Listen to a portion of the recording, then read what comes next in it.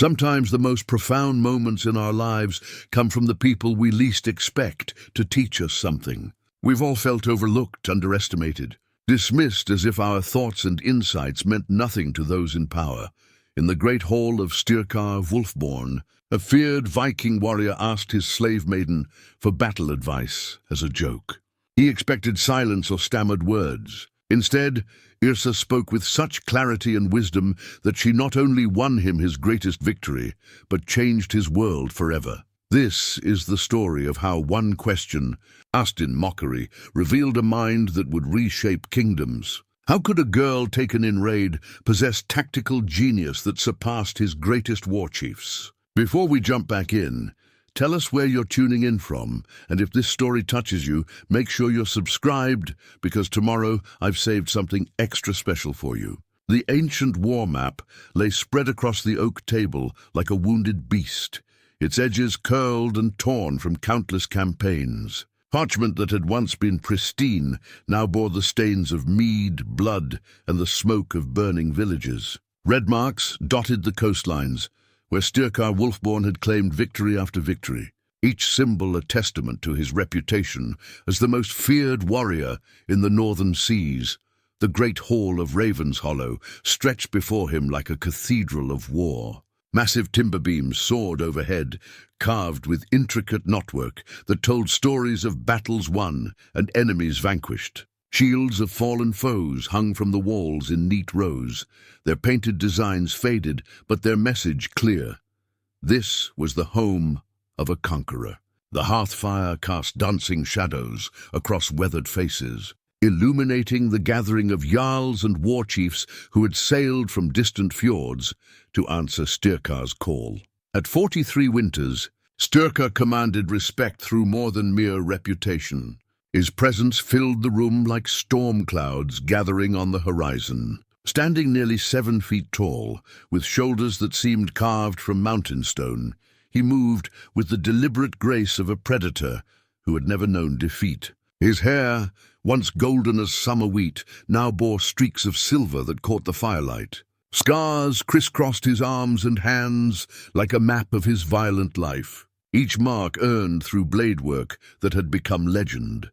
The men gathered around his table represented the finest warrior blood of the northern lands. Bjorn the Red sat to his right, a massive man whose braided beard reached nearly to his belt. His reputation for berserker fury in battle was matched only by his shrewdness in council. Across from him lounged Eric Ironhand, so named for the iron replacement that had taken the place of his left hand after a particularly vicious raid in Frankish lands. The prosthetic had saved his life more than once, serving as both weapon and symbol of his refusal to yield to any enemy.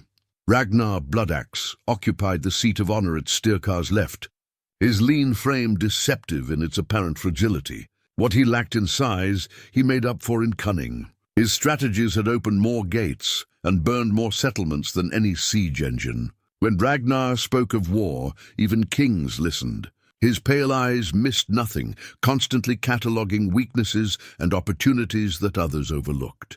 These were men who had carved their names into history with steel and fire. They spoke in voices roughened by sea spray and battle cries, their words carrying the weight of experience earned through decades of raiding. When they laughed, it rumbled through the hall like distant thunder. When they argued, lesser men sought shelter. Yet tonight, something was different. Styrkar sensed it in the way conversations paused when he passed, in the meaningful glances exchanged between his war chiefs. The autumn raids had been disappointing.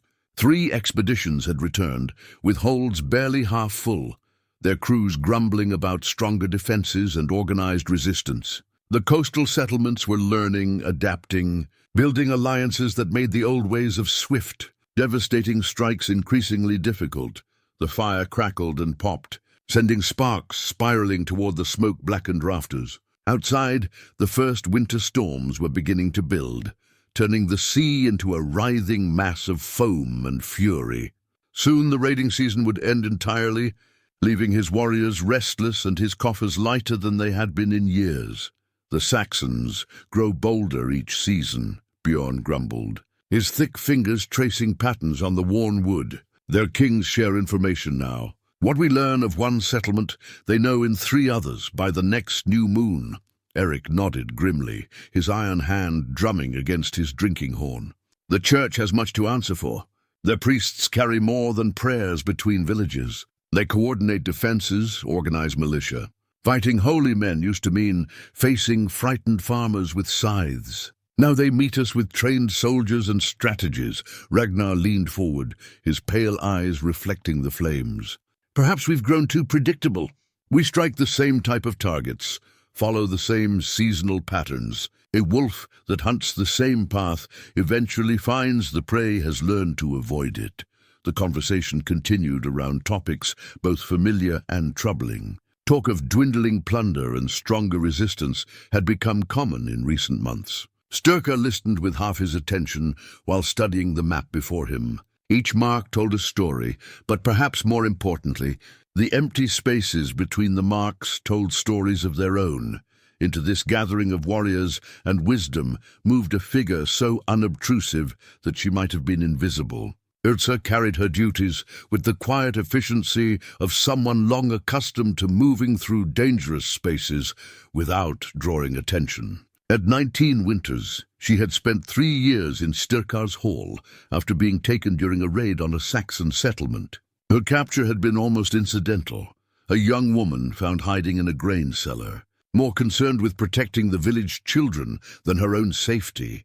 Where other thralls had been broken by captivity or sold at the first opportunity, Yrsa had simply adapted. She learned the Norse tongue with remarkable speed, performed her duties without complaint, and demonstrated an uncanny ability to anticipate needs before they were voiced. Her quiet competence had earned her a position serving in the Great Hall itself, a privilege reserved for only the most trusted slaves. Yet for all her apparent acceptance of her fate, Yrsa remained an enigma. Her dark hair was always neatly braided, her homespun dress clean and mended, despite its obvious age. She moved through the hall like a shadow, present when needed, invisible when not. Most remarkably, she seemed to absorb every conversation, every detail, every nuance of the discussions that swirled around her without ever appearing to listen. Tonight, she carried a pitcher of heated mead, moving from warrior to warrior with practiced grace. Her presence was so expected, so unremarkable, that the men continued their discussions without pause. She was furniture, landscape, part of the hall's atmosphere, rather than a person deserving of notice or consideration. But Styrkar had begun to notice things about his shadow servant. The way her eyes lingered on the map when she thought no one was watching. How she paused just for a heartbeat when certain strategies were discussed. The subtle shift in her posture when talk turned to defensive positions or tactical movements. For a woman who never spoke unless directly addressed, she seemed remarkably engaged with matters of war.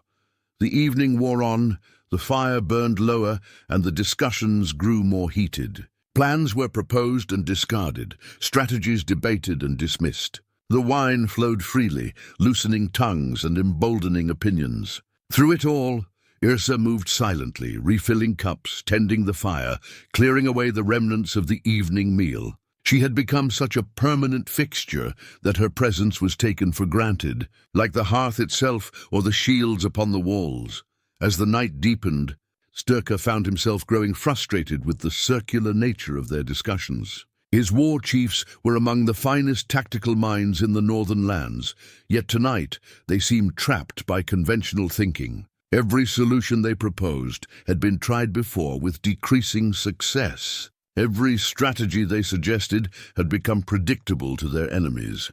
The map seemed to mock him with its familiar patterns. Red marks clustered along the obvious targets, river mouths, trading posts, isolated monasteries. The routes between them followed well-established patterns of wind and current, making them as readable as carved runes to any enemy with half a brain. Perhaps Ragnar was right. Perhaps they had indeed become too predictable. It was then, in a moment of wine-fueled frustration and dark humor, that Styrkar made the jest that would change everything. His eyes fell upon Yrsa as she refilled Bjorn's drinking horn, her attention seemingly focused entirely on her task. The irony struck him as amusing. Here he sat, with the finest military minds of his generation, unable to solve their tactical problems, while a Saxon slave girl moved among them as if she were part of the very furniture. The idea formed in his mind like a seed of mischief. Why not ask the thrall for her opinion? The absurdity of it appealed to his sense of humor. Here was a girl who had never held a weapon in anger, never commanded men in battle, never even raised her voice above a whisper. What could she possibly contribute to discussions of strategy and warfare? The jest would lighten the mood, perhaps spark fresh thinking among his actual advisors. What say you, thrall?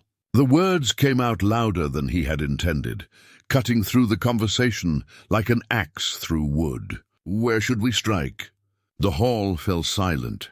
The silence stretched like a drawn bowstring. Every eye in the great hall turned toward Yrsa, who stood frozen beside Bjorn's chair, the mead pitcher still in her hands. The fire seemed to burn quieter, as if even the flames were holding their breath. Styrkar's question hung in the air like smoke, heavy with implications none of them had anticipated. For 3 heartbeats, Yrsa remained perfectly still. Her dark eyes moved from face to face, reading the mixture of amusement, curiosity, and outright hostility that greeted her sudden elevation from invisible servant to the center of attention. Most slaves would have stammered an apology, begged forgiveness for their presumption, or simply fled. Yrsa did none of these things. Instead, she set down the pitcher with careful deliberation and stepped toward the map. "There," she said, her voice clear and steady as mountain stream water. Her finger pointed to a bend in the river that snaked through Saxon lands, a place marked by neither victory nor defeat, a stretch of seemingly ordinary coastline that had never drawn their attention. At low tide, when the sun touches the 3rd peak, their backs will be to the marsh. The words fell into the silence like stones into still water, creating ripples that touched every corner of the hall. Bjorn's mouth opened slightly, his massive frame shifting forward despite himself. Eric's iron hand had stopped its nervous drumming. Ragnar's pale eyes fixed on the spot where Yrsa's finger rested, his analytical mind already beginning to parse the implications of her suggestion. But it was Styrkar who leaned in closest, his warrior's instincts recognizing something profound in her simple statement. The location she had chosen was not random. It showed an understanding of tide patterns, sun positions, and most remarkably, terrain features that could only come from careful observation and deeper knowledge. "Tell me why," he said, his voice dropping to a tone his war chiefs knew. Well, the voice he used when extracting crucial intelligence from captured enemies or reluctant allies. Yrsa's finger traced the river's path on the ancient parchment. "The settlement sits on the high ground here," she explained, her voice gaining confidence as she spoke. "Their watchtowers look east toward the sea, south toward the main trading routes. But this bend," she indicated the curve in the river, "it comes from the west. Behind them," she continued, her words painting a picture that none of the experienced warriors had seen. "At low tide, the marsh becomes passable. Not easy, but possible for men who know their footing. The 3rd peak," she pointed to a mountain marked on the map's edge, "when the sun touches it, that means 2 hours past dawn. The guards will be changing. The fishermen will be checking their nets at the dock. Everyone looking outward, toward the water.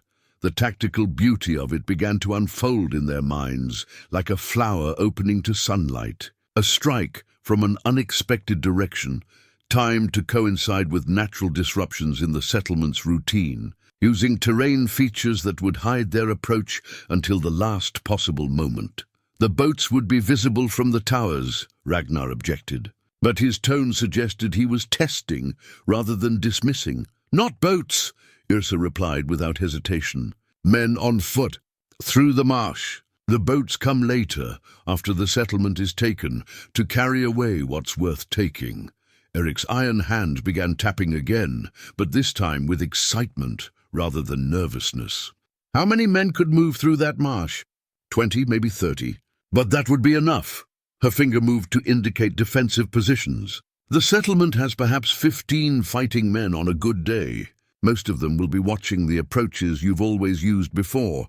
The genius of it struck them all simultaneously. For years, they had approached targets from the sea, using their superior seamanship and the speed of their longships to overwhelm coastal defenses before organized resistance could form. It was a strategy that had served them well, but it had also made them predictable. Every settlement now watched the horizons for dragon-headed ships. Every warning system was designed to spot approaching fleets, but who watched the marshes?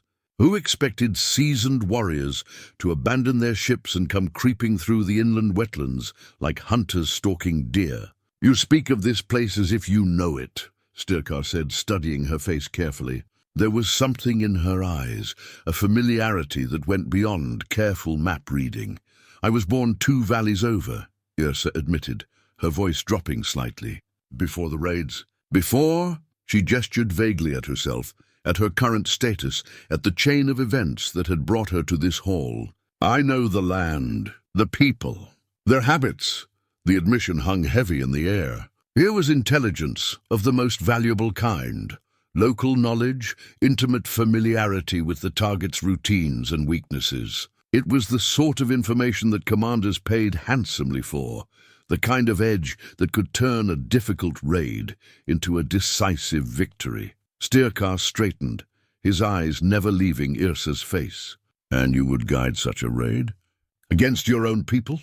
The question carried weight beyond its words. It was a test, a challenge, and perhaps an offer all at once. Every person in the hall understood that this moment would define not just the success of future raids, but the fundamental relationship between captor and captive, between the powerful and the powerless. Yrsa met his gaze steadily. "They are not my people anymore," she said quietly. "They were once, but that was before they chose to save themselves and leave the children to burn." The bitterness in her voice was barely controlled, a glimpse into wounds that had never properly healed. Styrkar recognized the tone. He had heard it in the voices of men who had been betrayed by those they trusted most. It was the sound of loyalty curdled into something harder and more useful. 3 days to prepare, he decided suddenly, his mind already racing through the logistics. "We'll take 40 men. Leave the ships hidden in the next fjord. March overland to approach through this marsh of yours." The war chiefs exchanged glances, some approving, others uncertain. It was a radical departure from their usual methods, based on the word of a slave whose motives remained questionable. But Styrkar had built his reputation on recognizing opportunity when it presented itself, regardless of its source. "And if this proves to be a trap?" Bjorn asked bluntly. "If we find ourselves waist-deep in swamp water while Saxon horns sound the alarm?" Styrkar's hand moved to rest on the pommel of his sword, a gesture both casual and threatening. His eyes remained fixed on Yrsa. "Then our young strategist will learn that failed advice carries a steep price." Yrsa nodded once, accepting the terms. "You won't need to march me back through the marsh," she said simply. "If I'm wrong, I'll be the first to die." "I know that." The matter was settled with the finality of an axe blow. Within hours, ravens would carry messages to select crews. Weapons would be sharpened, provisions gathered, plans refined. The great machine of Norse warfare would turn toward this new target, guided by intelligence provided by the most unlikely of sources. But as the war chiefs began discussing details and logistics, as the hall filled once again with the familiar sounds of military planning, a fundamental shift had occurred. Yrsa had stepped from the shadows into the light, from invisible servant to tactical advisor. The chain around her neck remained, but something else had changed. In the space of a few minutes, she had transformed from property into a person whose words could shape the fate of kingdoms. The ancient war map lay before them, its familiar patterns suddenly insufficient. Tomorrow, new marks would be added to its surface, and for the first time in years, those marks would follow a plan that no enemy would anticipate. The thrall had spoken. Now they would see if her words were worth the blood they might cost. Dawn broke grey and cold over Raven's Hollow, mist rising from the fjord like the breath of sleeping giants. The great hall that had witnessed Yrsa's transformation the night before now buzzed with purposeful activity. Warriors moved with the practiced efficiency of men who had done this countless times before. Yet there was an undercurrent of uncertainty that even the most seasoned among them couldn't ignore. Styrkar stood at the head of the long table, no longer studying the ancient war map, but a new artifact, a detailed sketch drawn on fresh parchment. Yrsa's small, careful hands had worked through the night to recreate the marsh approach from memory, marking safe paths through the wetlands with precision that spoke of intimate familiarity. Her Saxon rune knife, worn smooth from years of use, lay beside the drawing, a tool that had carved the intelligence that might reshape their fortunes.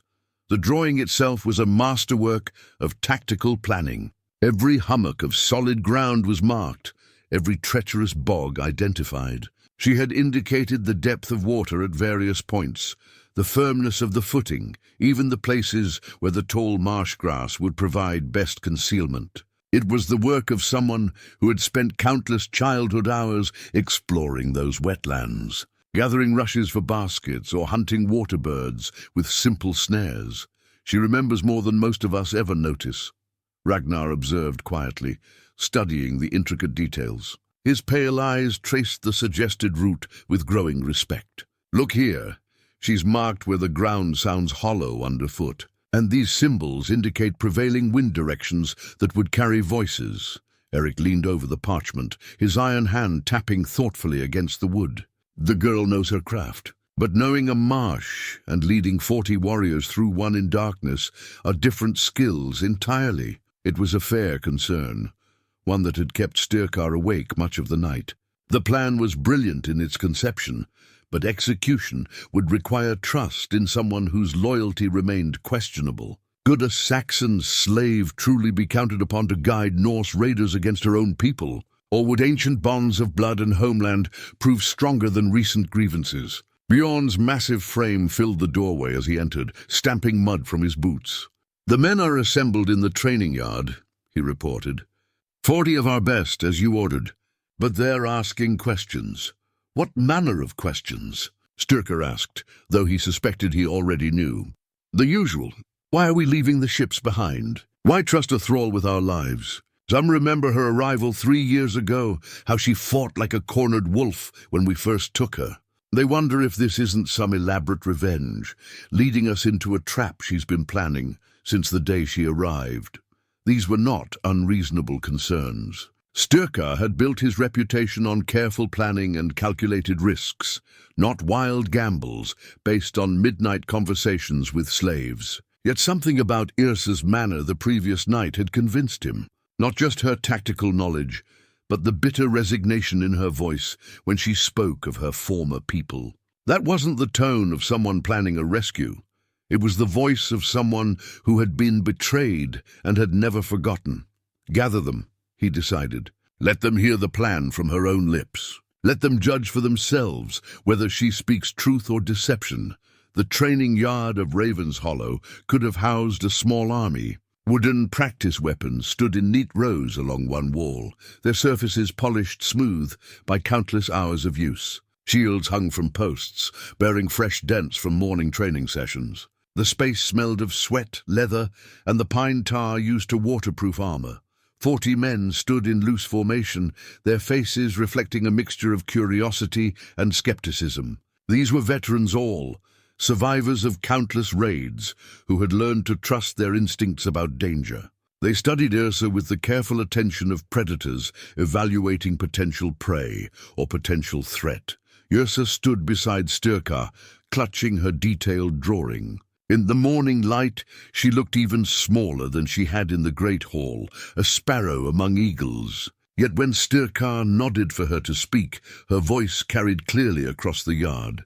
"My name is Yrsa of Millhaven," she began, using a name none of them had heard before. 3 years ago, raiders came to my village. Not these raiders, others from the eastern fjords. When the attack came, the village elders made a choice. They gathered the children into the church for safety, then barred the doors from the outside and told the raiders where to find the grain stores instead. A murmur ran through the assembled warriors. The implication was clear and damning.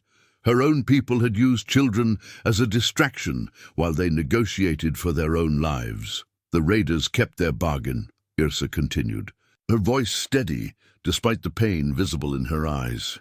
They took the grain and some livestock.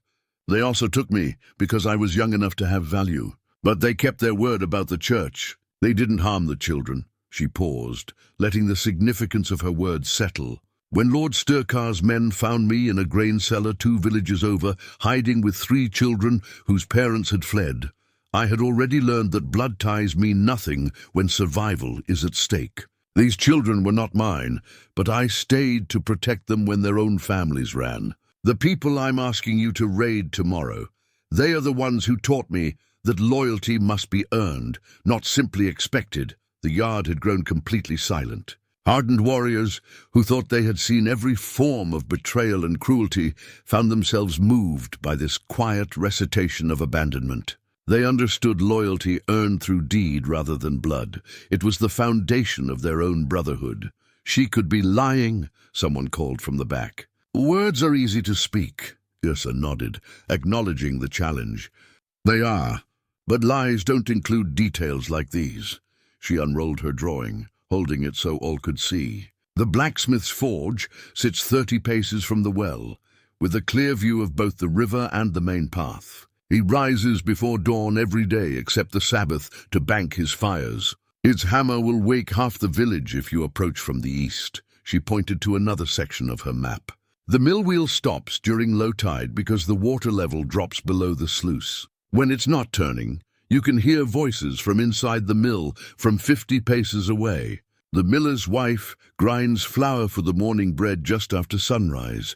The sound carries across the marsh like thunder. Detail after detail poured forth, each one demonstrating knowledge that could only come from years of intimate familiarity. Guard schedules, household routines, seasonal variations in the village's defensive posture, intelligence of incalculable value presented with the casual precision of someone describing her own home. And when we emerge from this marsh, soaked and exhausted from fighting through wetlands all night, Eric challenged, what guarantee do we have that you won't sound an alarm? Yrsa met his gaze directly. Because I'll be leading the charge, she said simply. Lord Styrkar made it clear last night, if this is a trap, I die first. But more than that, I want to see the faces of the village elders when they realize their children's protector has returned with warriors at her back. I want them to understand that abandoning the innocent has consequences. The weight of her commitment settled over the yard like falling snow. This was not just tactical cooperation, it was personal vengeance wrapped in strategic brilliance. The preparations took on a momentum of their own once the warriors accepted Yrsa's plan.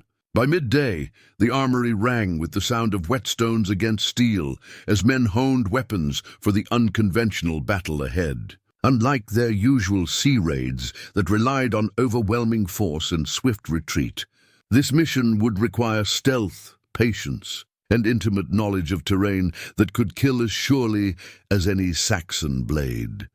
Yrsa moved through these preparations like a shadow given purpose. No longer the invisible servant, she had become an essential element in their war machine. Warriors who had never spoken her name now sought her advice on everything from the weight of armor, suitable for marsh travel, to the types of provisions that would remain edible. After hours in wetland conditions, leave the mail behind. She advised a young warrior named Olaf, whose nervous energy reminded her of her youngest brother. The marsh will suck at every step. Metal rings will trap water and weigh you down when speed matters most. Leather and thick wool will serve better. They'll keep you warm when you're wet, and quiet when you need silence. The artifact that had guided her childhood, her father's hunting horn, carved from elk antler and worn smooth by generations of use, now hung at her belt beside her rune knife. Styrkar had returned it to her that morning, a gesture both practical and symbolic. She would need it to signal the all-clear once the village was secured, but more importantly, its presence marked her transformation from property to partner in this enterprise. The horn bore intricate carvings that told the story of successful hunts, each spiral and knotwork pattern representing game brought home to feed the family. Her grandfather had carved the first marks, her father had added others, and Yrsa herself had begun her own small contribution before the raids changed everything. Now it would sound again, but for a very different kind of hunt. Eric approached as she was explaining tidal patterns to a cluster of warriors. His iron hand caught the afternoon light, casting strange shadows on the training yard's packed earth. "A word?" he requested, his tone suggesting privacy would be wise. They walked to the edge of the yard, away from the bustle of preparation. Eric studied her with the calculating gaze of a man who had survived 3 decades of warfare by reading people as carefully as he read weather patterns. "You understand what tomorrow means?" he said finally. "Not just for the raid, but for everything that follows. If this succeeds, you'll have proven that a thrall can outthink jarls. That will change things in ways you might not expect." Yrsa nodded slowly. She had considered this, though perhaps not as deeply as she should have. Success would indeed transform her status, but it would also create new dangers. Warriors who had accepted her advice might later resent having needed it. Jarls who had overlooked obvious opportunities might blame her for making them appear foolish. "And if it fails," Eric continued, "you die. But not quickly. Styrkar spoke truly about that. You'll be the first to feel Saxon steel, and it won't be a clean death. They'll want to make an example of the traitor who led raiders to their door." "I know," she replied quietly.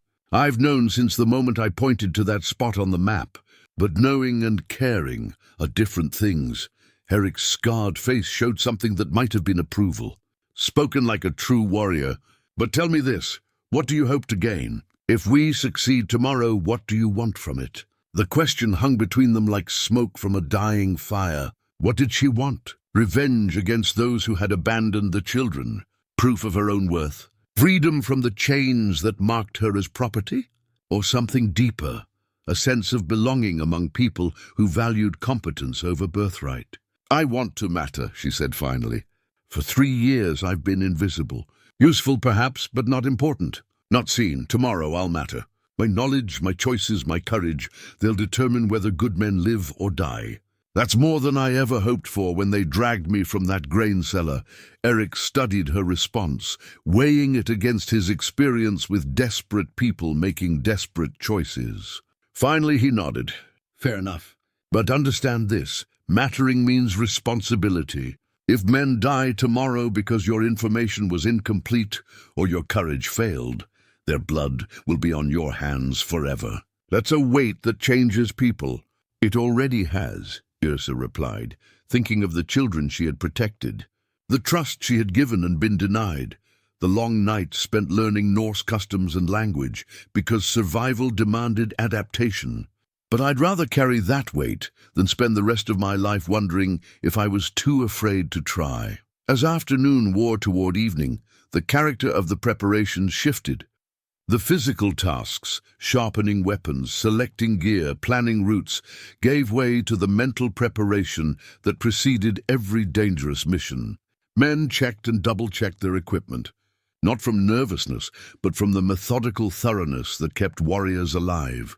Styrkar found Yrsa at the edge of the fjord, staring across water that reflected the deepening sky like polished bronze. Her hunting horn caught the last rays of sunlight, its carved surface telling stories of better times when hunting meant bringing home meat for grateful families, rather than leading killers toward sleeping villages. "Second thoughts?" he asked, settling beside her on the rocky shore. "Many thoughts," she replied, "but not second ones. This is the path I chose when I spoke in your hall. Everything else is just walking it to the end." "Good." He was quiet for a moment, watching the play of light on water. "Your plan is sound. Your intelligence seems complete. But tomorrow will test more than your knowledge of marshlands and village routines. It will test whether you can hold steady when you smell the smoke of burning homes and hear the screams of people you once called neighbors. Yrsa's fingers traced the carvings on her horn, feeling the history embedded in every line and curve. They stopped being my neighbors when they chose themselves over innocent children. Tomorrow isn't about harming good people, it's about showing bad people that their choices have consequences. And after tomorrow? If we succeed, what then? She considered this, watching a pair of gulls wheel and dive after fish in the fjord's dark waters. Then we'll see if a Saxon thrall can truly become a Norse advisor. If wisdom matters more than birthright. If loyalty earned in deed carries more weight than loyalty assumed by blood. The sun touched the horizon, painting the sky in shades of copper and gold. Tomorrow would bring the test that would define not just her future, but the future of everyone who had chosen to trust her judgment over conventional wisdom. The moon hung like a silver sickle above the marsh, casting pale light through wisps of mist that rose from the dark water. 40 warriors moved through the wetlands in single file, their footsteps muffled by moss and standing water.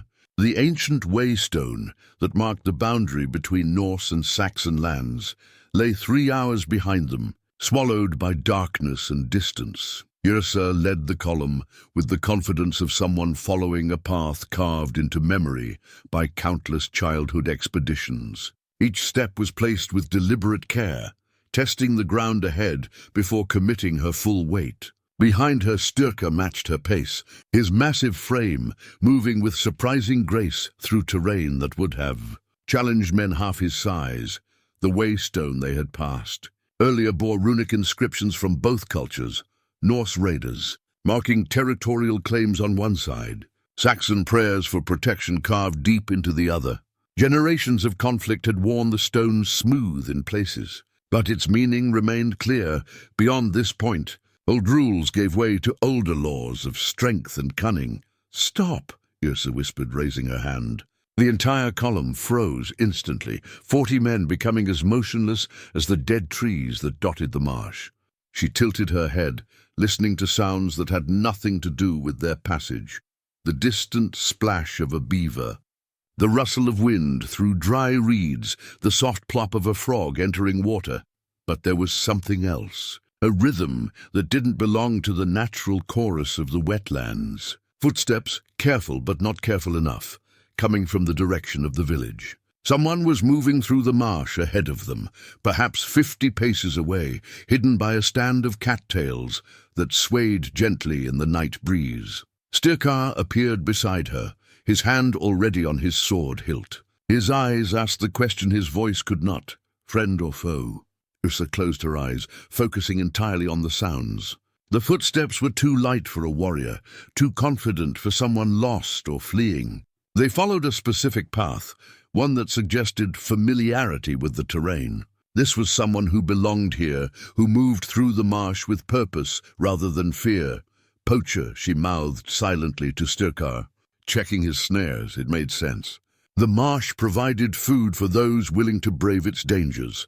Waterfowl, fish, small game that supplemented meager village rations. A man with hungry children might risk the night waters to check traps set during the day, hoping to return home with meat that could mean the difference between survival and starvation. The question was whether to avoid him or silence him. Detection would ruin everything, but murder would leave blood on their hands before the real battle began. Yrsa made the choice with a gesture, pointing to a path that would take them around the unseen poacher's position. It would cost them time and energy, but it would preserve the element of surprise that made their entire plan possible. They moved like ghosts through water that reflected starlight. Each step a negotiation between speed and stealth. The poacher's sounds faded behind them, leaving only the whisper of wind through marsh grass and the quiet splash of their careful progress. Yrsa felt the weight of 40 lives in her hands, the responsibility of leading men who had trusted her with their futures. The village began to take shape ahead of them as the first pale hint of dawn touched the eastern sky. Smokeless chimneys marked homes where people slept unaware of the danger approaching through the mist. The church spire rose above the other buildings like an accusing finger. reminding Yrsa of the children who had been abandoned there, barred inside while their elders negotiated with raiders. "There," she whispered, pointing to a cluster of buildings near the river. "The mill, the blacksmith's forge, the inn where traveling merchants stay." Each structure carried memories, some bitter, some sweet, all now transformed into tactical objectives. Styrkar studied the layout, comparing what he saw with the detailed drawing Yrsa had provided. Everything matched perfectly. The placement of buildings, the paths between them, even the way the morning mist gathered in certain low-lying areas. Her intelligence was proving accurate in every detail. "Guards?" he asked quietly. "Two," Yrsa replied. "One at the bridge, one walking a circuit that takes him past the church, the mill, and back to the square. But at this hour, they'll be fighting sleep. The bridge guard has a shelter where he can sit out of the wind. The walking guard carries a torch. You can track his position by the light." Even as she spoke, they could see the distant glow of torchlight moving slowly through the village streets. The guard was following his prescribed route with the mechanical precision of someone going through familiar motions without real attention. His torch bobbed gently as he walked, marking his progress like a beacon for anyone clever enough to read its message. "When do we strike?" Bjorn whispered, his massive frame coiled with barely contained energy. Yrsa consulted the sky, reading the subtle changes in light that most people never noticed. "Soon, when the walking guard reaches the far end of his circuit and the bridge guard settles into his shelter for warmth. That gives us perhaps 10 minutes before the guard starts his return journey. The timing would be crucial. Too early, and they would face alert sentries. Too late, and the villagers would begin waking for their daily routines. The window of opportunity was narrow, demanding precision that left no room for hesitation or second thoughts. Styrkar passed word down the line, warriors preparing themselves for the transition from stealth to violence.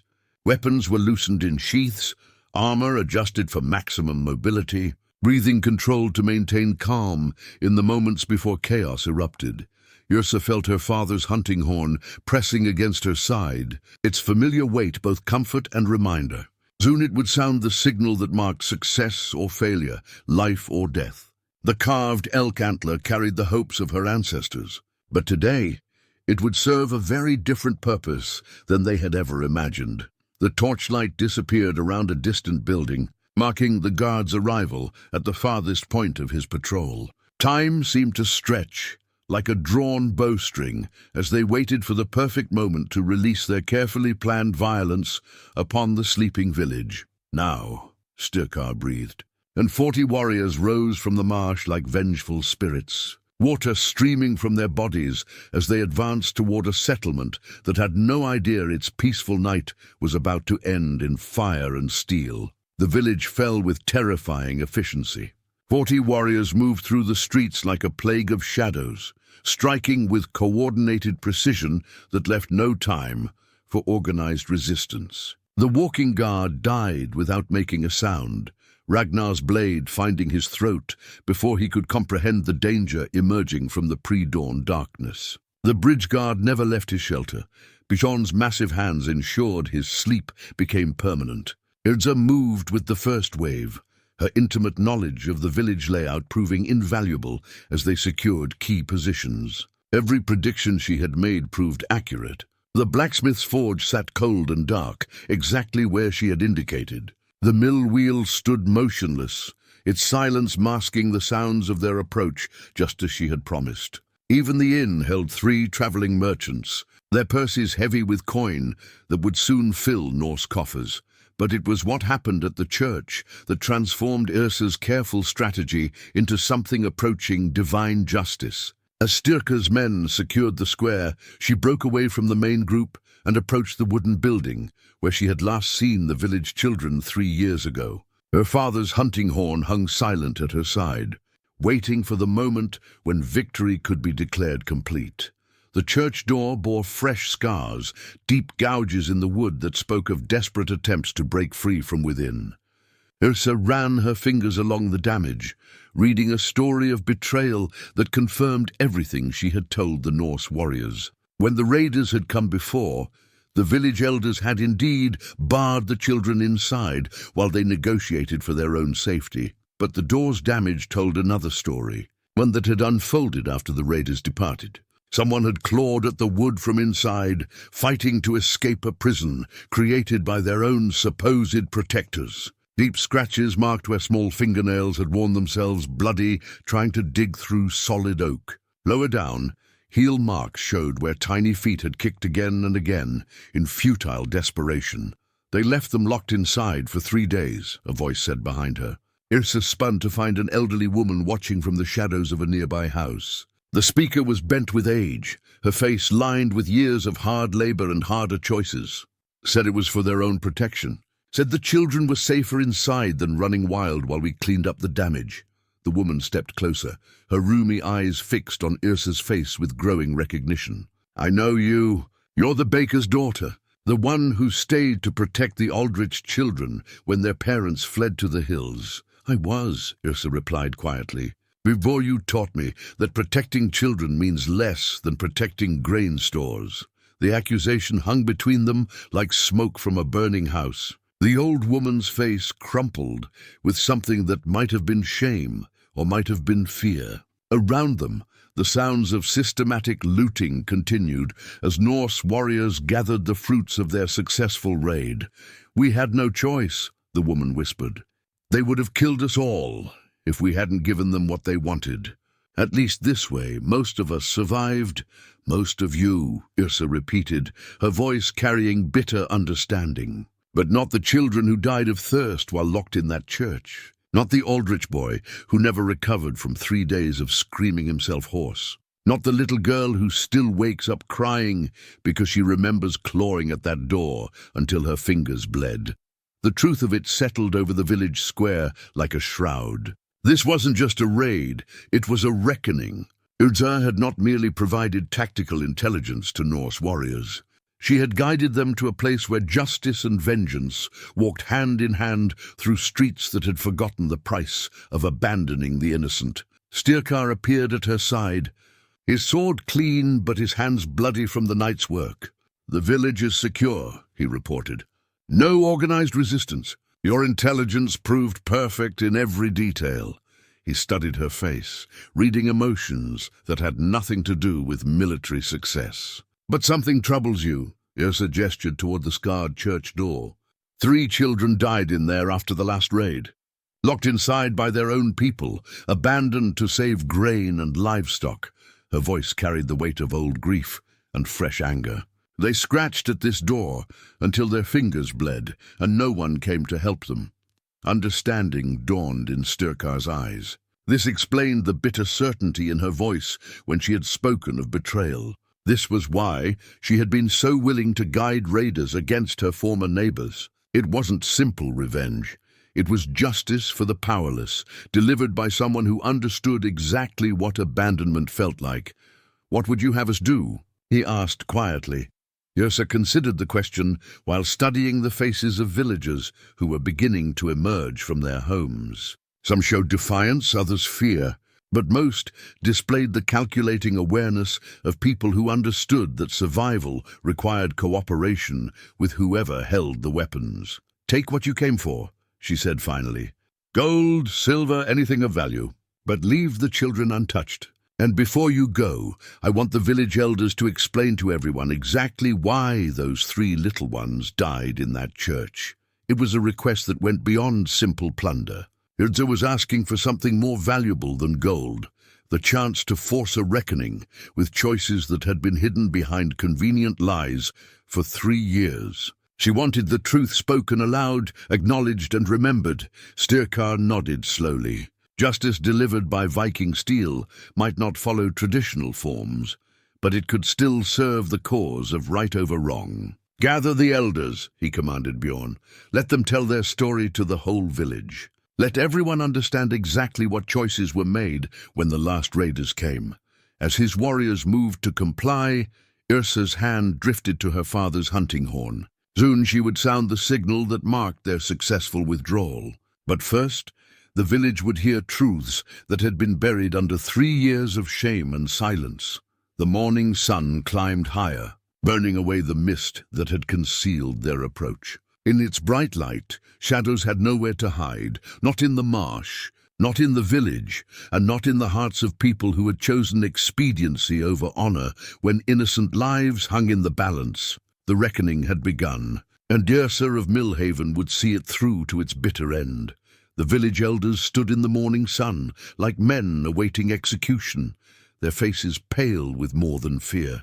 Styrkar's warriors had herded them into the square, where the entire population could witness whatever truths were about to be revealed. Men, women, and children pressed close, sensing that something far more significant than a simple raid was unfolding before their eyes. Yrsa stood beside the scarred church door, her father's hunting horn catching the light like a promise of justice, delayed but not forgotten. The carved elk antler seemed to pulse with the weight of ancestral expectations, as if the spirits of her forebears were watching to see what use their descendant would make of the wisdom they had passed down. "Tell them," she commanded the eldest of the village leaders, a man whose prosperous belly and soft hands marked him as someone who had thrived while others suffered. "Tell them about the children. Tell them about the choice you made." The elder's mouth opened and closed, like a fish gasping for air.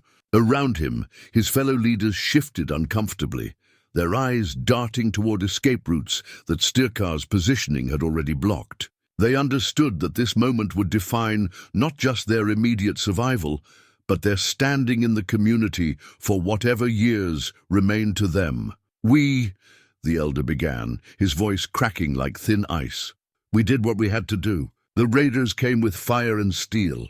They would have killed everyone if you hadn't given them what they wanted," Yrsa interrupted. "Yes, we know that part. Tell them about the children. Tell them about the 3 days. A woman in the crowd, the baker's wife, Yrsa realized with a jolt of recognition, pushed forward. "What 3 days? What is she talking about, Alderman Godwin?" The question hung in the air like smoke from a distant fire. Yrsa watched the faces around her, reading the confusion and growing alarm of people who sensed they were about to learn something terrible about their own leaders. The truth was, a blade poised to fall, and she was the one holding it. But it was not Godwin who broke first. Instead, a younger man, the miller's son, barely old enough for a beard, stumbled forward with guilt written across his features like scars. "The children," he gasped. "Sweet Mary, they're asking about the children." "Silence, boy!" Godwin snapped, but his authority cracked under the weight of approaching revelation. The miller's son ignored him, addressing the crowd with the desperate honesty of someone who had carried a terrible secret for too long. "When the raiders came 3 years ago, we told them the children were hiding in the church. We said they could have the grain stores, the livestock, the silver from the collection box, anything they wanted. But we told them the children were already secured, already safe." "They were safe," Godwin protested weakly. "The church is God's house. No heathen would violate. We barred the door from the outside." The young man shouted, his voice carrying across the square like a bell-tolling disaster. "We locked them inside and told the raiders they were already contained. 8 children, the youngest barely 4 summers old. We locked them in that church and left them there." The crowd erupted in shocked murmurs, then angry voices, then something approaching a roar of outrage. Parents who had children of their own began to understand the magnitude of what their leaders had done. The betrayal went beyond simple cowardice. It was the sacrifice of the innocent to protect the guilty. But Yrsa was not finished. The worst was yet to come, and she would see it spoken aloud before witnesses who could never again claim ignorance. "Tell them how long," she demanded, her voice cutting through the crowd's noise like a blade through silk. "Tell them how long the children were locked inside." The miller's son was weeping now, his young face streaked with tears and snot. 3 days, he whispered. "The raiders left after 1 day, but we were afraid to open the door. We thought they might come back. You thought saving your own hides was more important than water for children," Yrsa finished. "You left them locked inside for 3 days without food or water because you were too afraid to risk your own safety to help them." The silence that followed was complete and damning. Even Styrkar's warriors, men accustomed to violence and hardship, looked shocked by the depth of the betrayal being revealed. This went beyond mere tactical cowardice. This was the conscious abandonment of the helpless by those sworn to protect them. But it was what happened next that transformed the mourning. From revelation into something approaching miracle, an elderly voice spoke from the back of the crowd, trembling with age but clear in its accusation. That's not the worst of it. Every head turned toward the speaker, a bent old woman leaning heavily on a walking stick carved from blackthorn. Her eyes, though dimmed by years, burned with the fire of someone who had kept silent too long and would be silent no more. "Tell them about the graves, Godwin," she commanded with the authority of someone who had lived long enough to fear nothing but her own conscience. "Tell them about the 3 small graves behind the church that you told everyone were plague victims." The words hit the assembled crowd like a physical blow. Parents reached instinctively for their own children, pulling them closer as if proximity could protect them from retroactive horror. The implications were too terrible to process immediately. 3 children had died in that locked church, and their deaths had been covered up with lies about disease. Yrsa felt the world shift around her like ground, giving way in an earthquake. She had known the children had suffered, had suspected some might not have survived, but she had never imagined the village would go so far as to hide their deaths behind fabricated explanations. "The plague story was easier," the old woman continued relentlessly. "Easier than explaining why 3 children died of thirst while their own people sat in their houses, safe and well-fed. Easier than admitting you let babies die to save your own cowardly lives." Godwin's face had gone grey as old parchment. Around him, his fellow elders stood like men already condemned, their authority crumbling under the weight of truth too heavy to bear. The crowd's murmur had turned ugly, angry voices rising as parents and grandparents began to understand the full scope of what their leaders had done. But Yrsa was staring at something else entirely. On the church door, barely visible unless one knew where to look, someone had carved 3 small marks into the scarred wood. Not random scratches from desperate fingernails, but deliberate symbols. A cross, a flower, and what might have been a child's attempt at writing their own name. The children had not simply died. They had known they were dying. They had spent their final hours carving messages that their own people had never bothered to read. 3 days, she whispered, her voice carrying clearly in the sudden silence. 3 days they scratched at this door.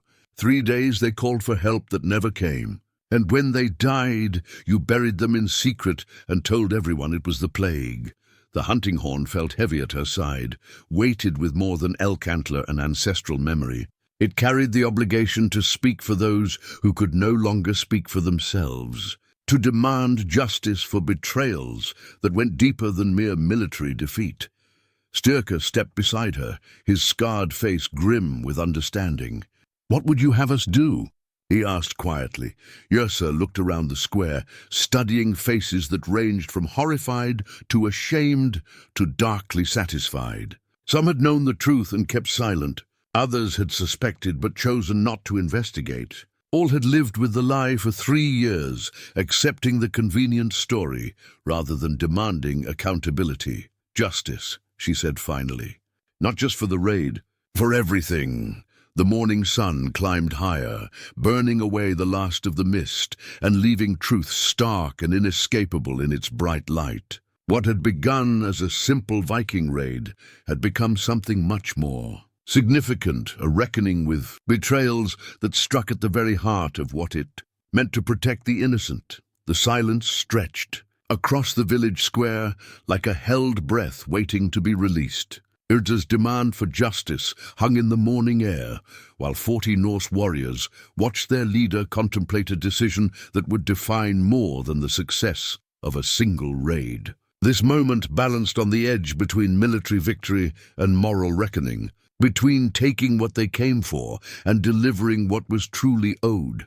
Styrkar studied the faces around him, his own men waiting for orders, villagers grappling with revelations that shattered 3 years of carefully maintained lies. and elders who understood that their comfortable deceptions had finally met their reckoning. But it was Yrsa's face that held his attention longest, reading in her expression the weight of choices that went far beyond personal revenge.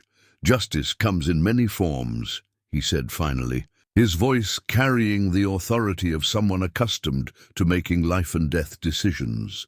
"But it must be justice that serves truth, not merely satisfies anger." The old woman with the blackthorn walking stick pushed through the crowd with surprising determination for someone so bent with age. Her cane tapped against the cobblestones like a judge's gavel calling court to order. When she reached the center of the square, she turned to address not the Norse warriors, but her own people. "My name is Hilda Ironright," she announced, her cracked voice carrying further than seemed possible. "I am 87 years old. I've seen kings rise and fall, plagues come and go, raiders burn villages and move on. But I have never seen anything as shameful as what happened in this place 3 years ago." She raised her walking stick and pointed it at the church door like a weapon. "I was the one who carved those marks you see there. Not the children. They were too weak by the second day. I carved them at night when the cowards were sleeping, so there would be some record of what was done. A cross for little Mary Aldrich, who prayed even as she died. A flower for Emma, the shepherd's daughter, who loved the wildflowers in the meadow. And letters for Thomas the baker's boy, who was trying to learn his words." The revelation struck the crowd like a physical blow. The children's final messages had not been desperate scratchings, but deliberate memorials carved by someone who understood their significance. Hilda had witnessed their deaths and marked their passing when no one else would acknowledge what had been done. "You knew," Godwin whispered, his face ashen with the realization that his carefully constructed lies had been observed and documented. "You knew they were dying in there and you said nothing." "I tried to say something," Hilda snapped back with surprising fire. "I came to your house that first night, begging you to unlock that door. You told me the children were safer inside than running wild during the cleanup. You told me they had food and water from the altar supplies. You lied to my face while those babies were dying of thirst 50 paces away." The crowd began to stir, with something approaching mob anger. Parents who had believed the plague story now understood they had been manipulated into accepting child murder. Neighbors who had helped dig the small graves began to realize they had been unwitting accomplices to a cover-up that went far deeper than simple cowardice. Yrsa stepped forward, her father's hunting horn catching the light as she moved. The carved elk antler seemed to pulse with significance, as if the spirits of her ancestors were stirring at the prospect of justice finally being served. But when she spoke, her voice carried the measured tones of someone who had thought carefully about what true justice required. "The children are beyond help now," she said, addressing the entire assembly.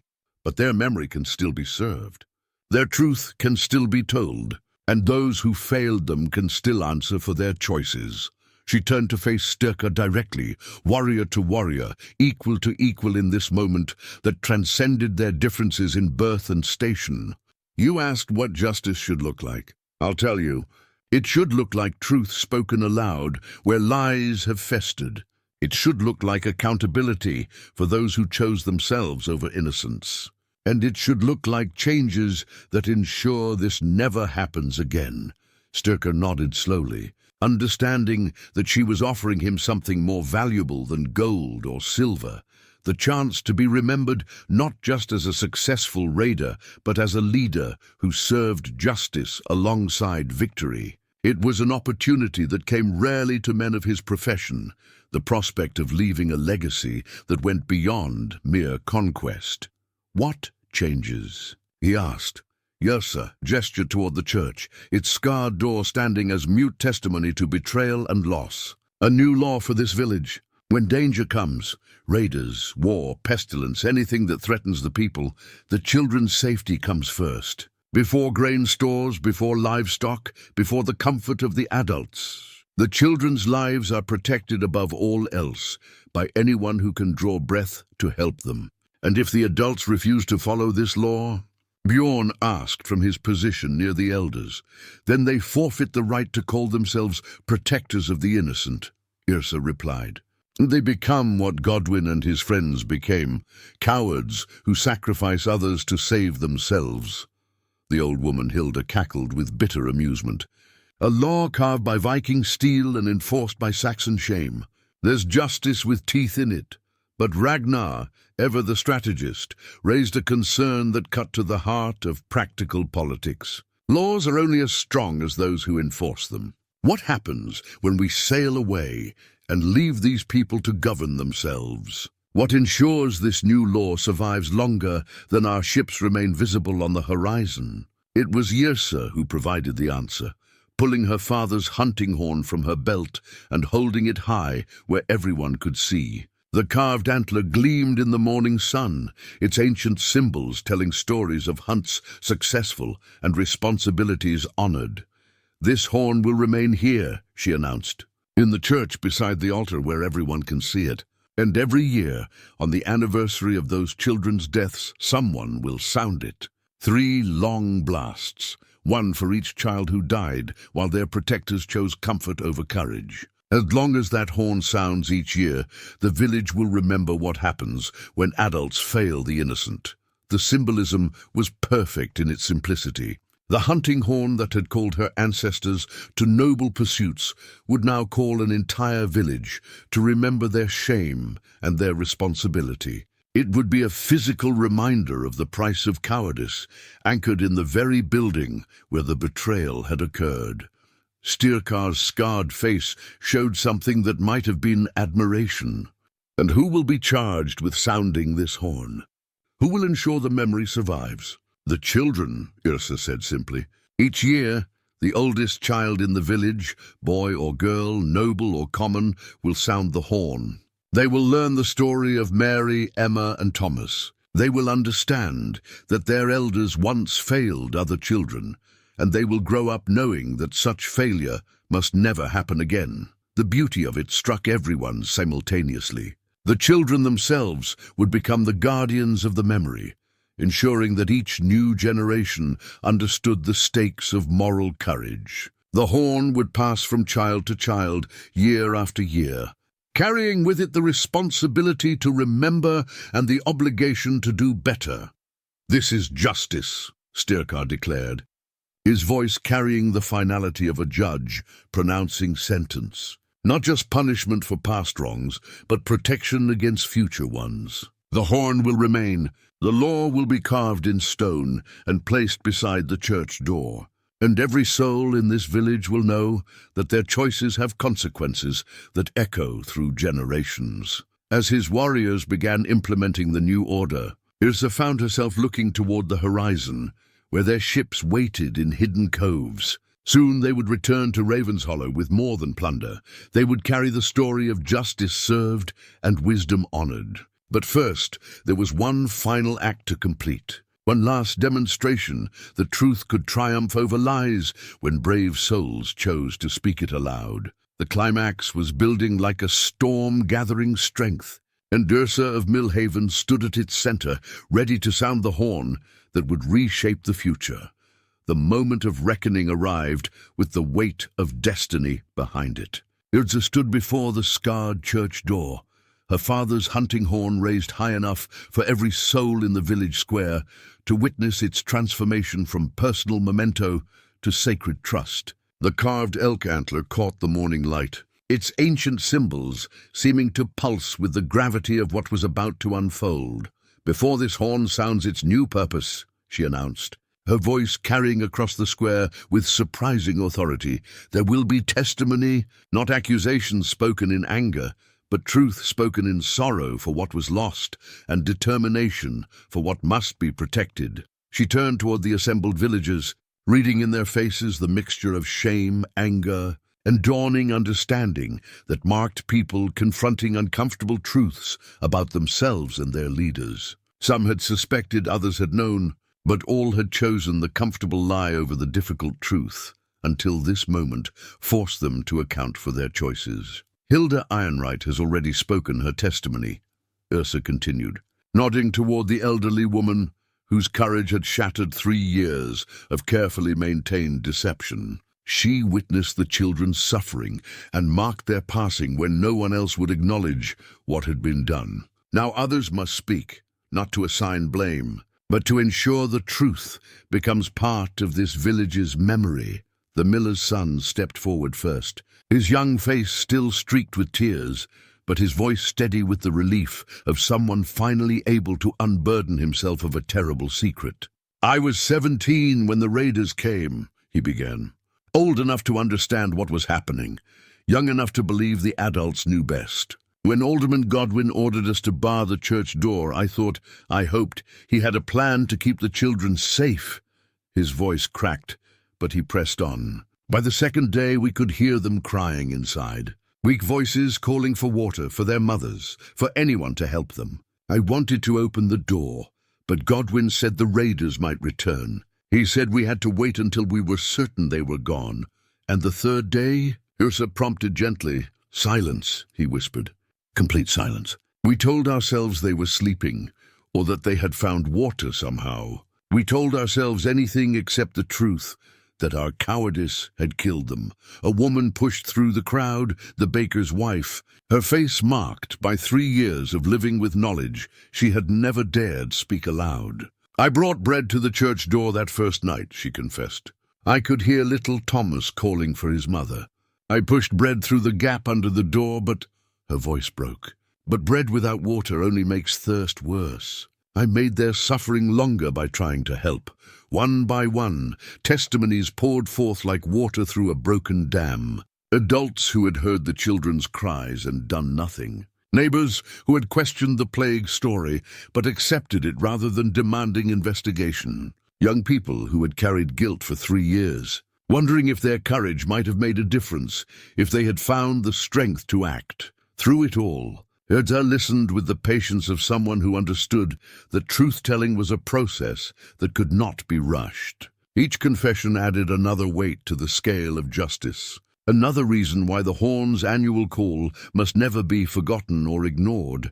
But it was Godwin himself who provided the most crucial testimony, his voice hollow with the realization that his carefully constructed authority had crumbled beyond repair. "We were afraid," he admitted, the words dragged from him like splinters from an infected wound.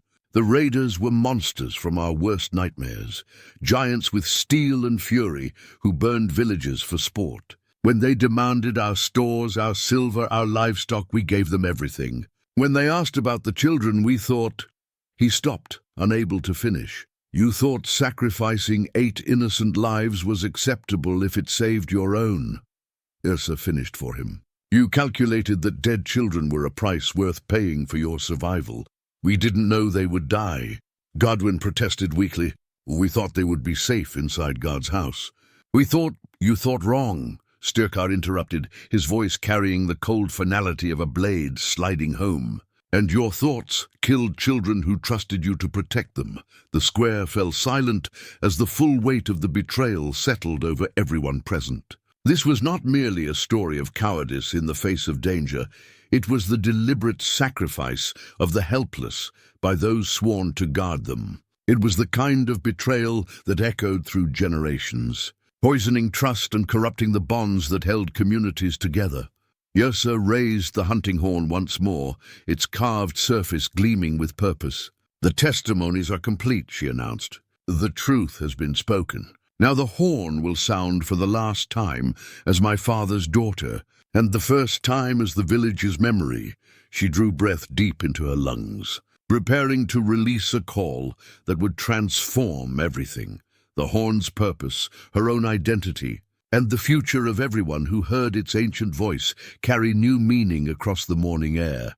The first blast of the hunting horn split the morning air like thunder breaking over mountains. Deep, resonant, and filled with the weight of ancestral authority, the sound rolled across the village square and beyond, carrying into the marsh where they had approached in darkness, echoing off the hills where her childhood had been spent in innocence before betrayal taught her harder truths. Yrsa held the note until her lungs emptied completely, then drew breath for the second call. This one carried different meaning, not the hunting call of her forefathers, but a lament for children who had died alone and forgotten. The carved elk antler seemed to vibrate with purpose as the sound poured forth, reaching into every corner of the village where guilt had been hidden and truth had been denied. The third blast was the longest, most powerful of all.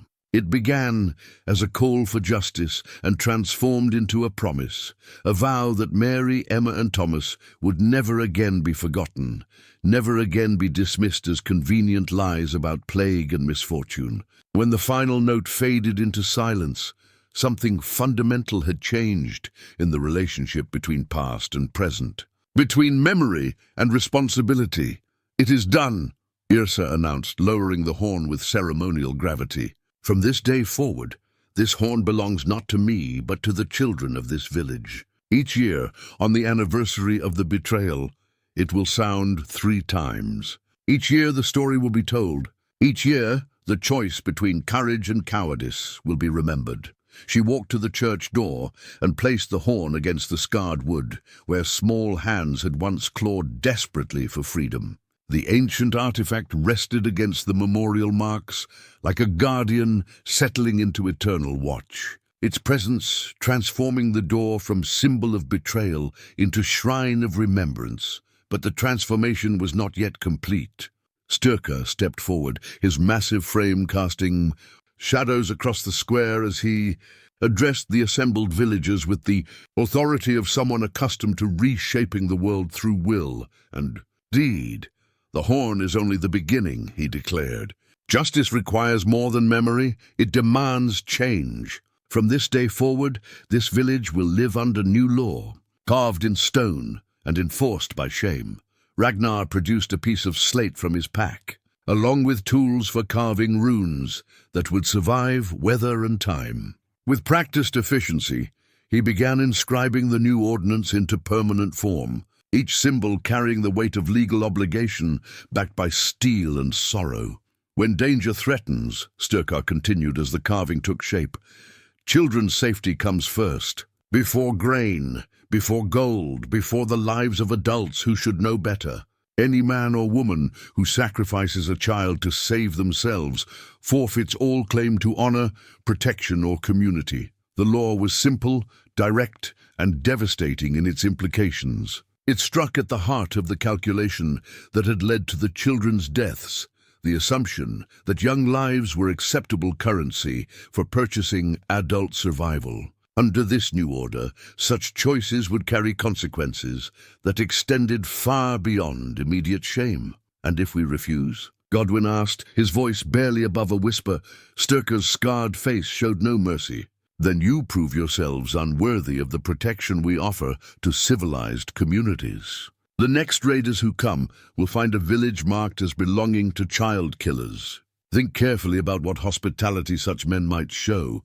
The threat was clear and terrible. Communities that lived under Viking protection enjoyed certain advantages: trade relationships, warning of approaching dangers, sometimes even military assistance against common enemies. Villages that lost that protection found themselves vulnerable to every predator who sailed the northern seas. Young voices suddenly broke through the adult tension as children began emerging from houses where they had been hidden during the raid. They moved toward the church door with the curious fearlessness of youth, drawn by the horn's powerful call and the sense that something momentous was occurring. The oldest among them, a girl of perhaps 10 summers, approached, Yrsa with the solemn dignity of someone who understood. She was being entrusted with great responsibility. "Is it true?" she asked quietly. "About the children who died? About the horn?" Yrsa knelt to meet the girl's eyes directly, warrior to future guardian. "It is true, and now it becomes your truth to protect. Each year, you and the other children will gather here. You will remember Mary, Emma, and Thomas. You will promise to be braver than the adults who failed them." The girl nodded with gravity that seemed beyond her years. "We will remember. We will be brave. Then the future is in worthy hands," Yrsa replied, rising to face the square one final time. Around her, the machinery of justice continued its work, laws carved in stone, Memories anchored in ritual, consequences made clear to all who might forget the price of betraying innocence. The climax had reached its peak, transforming raid into reckoning, vengeance into lasting change. The horn would remain, the law would endure, and the children would carry forward the memory that ensured such betrayal could never again hide behind comfortable lies. 6 months later, Yrsa stood on the wind-swept cliffs of Ravenshollow, watching the sunset paint the fjord in shades of copper and gold. The ancient war map lay spread before her on a wooden table, but it bore new markings now, not just the red symbols of conquered settlements, but blue marks indicating villages under the protection of what had become known as the children's law word of what had happened in the Saxon. Settlement had spread like wildfire through both Norse and Christian lands. The story grew in the telling, as such stories always did, but the core remained unchanged. A slave girl's wisdom had not only won a great victory but established a new form of justice that placed innocent lives above all other considerations. The transformation had extended far beyond a single village. Ragnar sat across from her now, his pale eyes studying reports from their extended network of allies and trading partners. Village after village had adopted variations of the children's law, often without any prompting from Norse raiders. The idea had taken root in communities that recognized the wisdom of protecting their most vulnerable members. The merchants from Frankish land speak of entire regions implementing similar ordinances, he reported, his analytical mind clearly pleased by the strategic implications. They call it the Saxon precedent, the notion that children's welfare supersedes adult convenience in times of crisis. Yrsa nodded, though her attention was fixed on a particular spot on the map where her home village was marked. Tomorrow would mark the first anniversary of the raid, the first time the hunting horn would sound its memorial call under the new order. She wondered if the children had remembered their promise, if the adults had learned to live with the shame of their choices, if the law carved in stone still held its power over hearts that preferred comfortable lies to difficult truths. Styrkar emerged from the great hall, his massive frame silhouetted against the warm light spilling from within. At 44 winters, he moved with the confidence of a man who had discovered that true victory extended far beyond the battlefield. The respect he commanded now came not just from his prowess with weapons, but from his reputation as someone who understood that lasting change required more than superior force.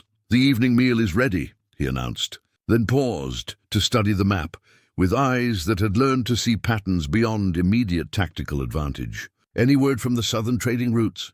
3 more settlements have requested our protection," Yrsa replied, indicating new marks on the parchment, "all willing to adopt the children's law as part of the agreement. The idea spreads faster than we can follow it." "Good," Styrkar said simply.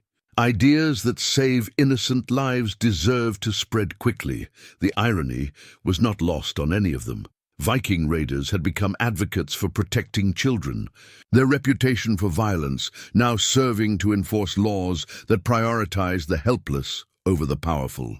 It was a transformation that none of them could have predicted, yet it felt as natural as spring following winter. Eric approached from the armory, his iron hand gleaming in the fading light. The prosthetic had become almost a badge of honor among their crews, a reminder that even the most devastating wounds could be transformed into sources of strength. "The new recruits are asking about the children's law again," he reported with mild amusement. "They want to understand how following a slave's advice became our most effective strategy." "What do you tell them?" Yrsa asked. "The truth, that wisdom can come from unexpected sources, and that protecting the innocent is the foundation of any civilization worth defending." Eric's scarred face showed something that might have been pride. "Most of them understand quickly enough. Those who don't usually find other employment." The evening stars began to appear as they made their way toward the great hall, where the familiar sounds of warriors sharing food and stories filled the air with warmth and companionship. But tonight felt different somehow, marked by the knowledge that tomorrow would test whether their transformation had created something truly lasting or merely temporary. Yrsa paused at the entrance, looking back toward the fjord, where merchant ships rode at anchor alongside the sleek warships that had carried them to so many victories. The ancient war map would remain on its table, ready for tomorrow's planning sessions, but its meaning had evolved beyond simple conquest. Now it served as a record of communities that had chosen to prioritize protecting children over protecting comfort. "Do you ever regret it?" Styrkar asked quietly, following her gaze toward the darkening water. "Giving up the horn, I mean. Transforming it from family heirloom into community trust." Yrsa considered the question while watching fishing boats return with the day's catch, their crews calling out greetings that echoed across the water like prayers of gratitude for safe return. "No," she said finally. "The horn was always meant to serve something greater than personal memory. My ancestors carved those symbols to celebrate successful hunts that fed their families. Now it serves to ensure children are never again sacrificed to feed adult cowardice. The greatest hunt of all," Styrkar observed with satisfaction, "hunting down injustice wherever it tries to hide." Inside the great hall, voices rose in the familiar cadences of men sharing tales of battles won and wisdom gained. But tonight there would be new stories added to the collection. Reports from merchants about villages where children slept safer because of laws inspired by a slave girl's courage. Accounts of communities that had chosen difficult truths over comfortable lies. Yrsa took her place at the table where she had once served mead in silence, now recognized as an equal voice in planning campaigns that balanced conquest with justice. The ancient war map would guide their future raids, but it would also mark the spread of an idea that had grown beyond anything she had imagined when she first pointed to a bend in a distant river. Tomorrow, a hunting horn would sound in a Saxon village, calling children to remember and adults to accountability. And in this Norse hall, warriors would plan new expeditions that carried both sword and law into lands that had forgotten the price of abandoning innocence. The transformation was complete, and the future belonged to those brave enough to protect it.